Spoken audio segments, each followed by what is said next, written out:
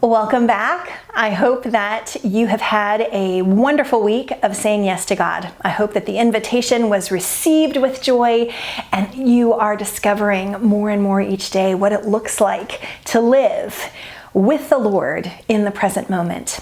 We are going to spend another week talking about the now.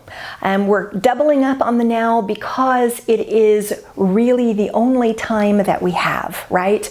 This moment is the only time I have, the only time you have to choose God, the only time that we have to give God our worries, our troubles, our woes. It's the only time we have to make a difference in the world.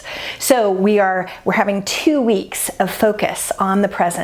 This week, we're going to shift our perspective just a little from the idea of saying yes to God's invitation to the idea of receiving God's gift. Invitations and gifts often come together, right? You can think of a birthday party, your own birthday party or someone else's, where the invitation assumes a gift of some sort. But sometimes gifts and invitations are separate things. I wanted to share with you a gift that I received a few years ago from a sweet friend with whom I do Bible study sometimes.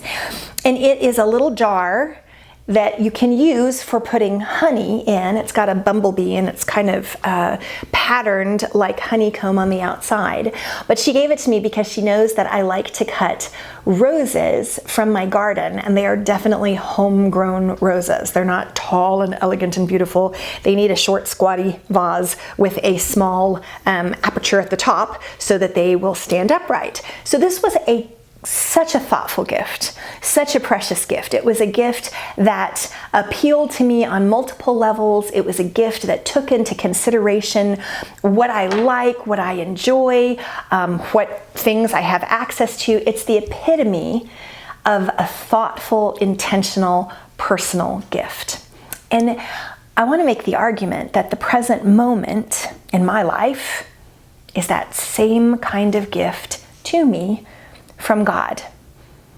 That the present moment in your life is that same kind of gift to you from God. Now, let's just acknowledge that sometimes the present moment, the gift of the present moment, doesn't feel as thoughtful and wonderful as a bud vase for our homegrown roses, but that we can trust God's parameters. We can trust that God sees who we are and what we really need more accurately than we can. That can be hard to accept sometimes, hard for me to get my arms around the truth of it, but that's kind of our baseline, isn't it? It's what we've already discovered in our prior weeks of study, that He really does know best and that He loves us.